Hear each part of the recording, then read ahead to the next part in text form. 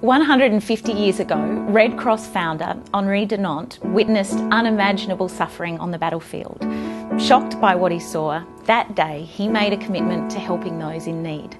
From this one act of humanity, the international Red Cross Red Crescent movement was born, and it quickly became a beacon of humanitarian action, both in times of war and in times of peace.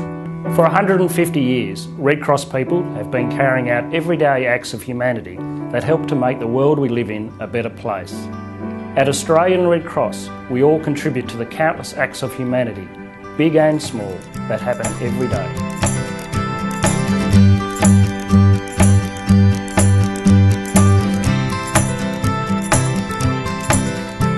There was a lot of devastation and people lost homes and everything they owned. I was renting.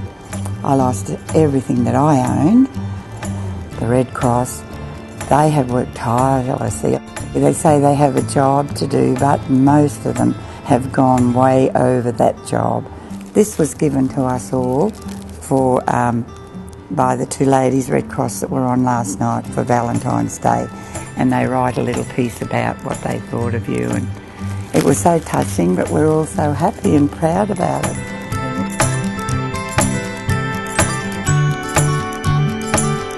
When the tsunami hit Indonesia in Boxing Day 2004, the days after that, we felt useless, that we couldn't do anything.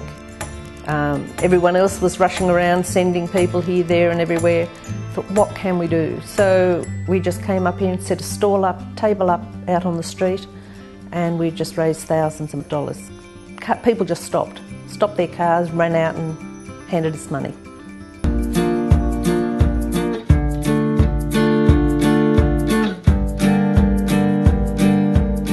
When Charlotte was 9 months old, she was diagnosed with acute myeloid leukemia. I think all up she had 14 red blood transfusions and 12 platelet transfusions. We were very lucky that whenever Charlotte needed a transfusion, I think the longest we waited was about 6 hours. It's only because of these incredible acts of generosity, kindness and humanity that Charlotte's been able to have a second chance. So we're very thankful and grateful for all the people who donated blood and helped her get the second chance.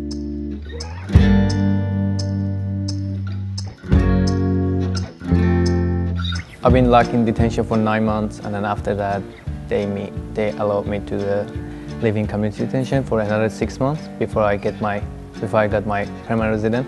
I found so many Australian people or another country, like my friends and another people, they got involved.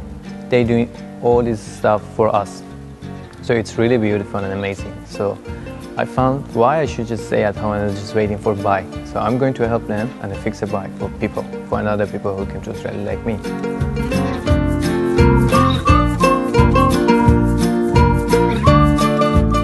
You know, I've had a privileged upbringing. I never went without, but it was a shock for me to go and travel through third world countries. So that prompted me to give. I mean, I just feel it's a moral obligation. I've been blessed with having such opportunities by being born in this part of the world. I guess we give financially because we don't have the ability to give time.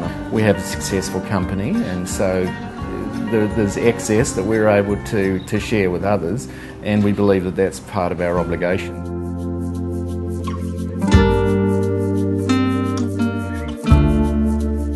So we work with at-risk young parents who are aged 12 to 25 who've got very complex histories and long family histories of disadvantage. So one of the things we do is we have an annual camp, and the volunteers help mind the children. Bob has volunteered with the Young Parents Program for almost 10 years, and unbeknownst to any of us, Bob planned a treasure hunt, including providing gold medals for all of the children that actually undertook the treasure hunt. He'd gone to the trouble of hand-making these and presenting them quite solemnly to the children at the end of the treasure hunt. And it was one of those moments where you just thought, this is beautiful. These stories show that we share a common goal: to improve the world we live in through everyday acts of humanity. So many of these stories play out around us every day, and we sometimes forget to reflect on how important they are.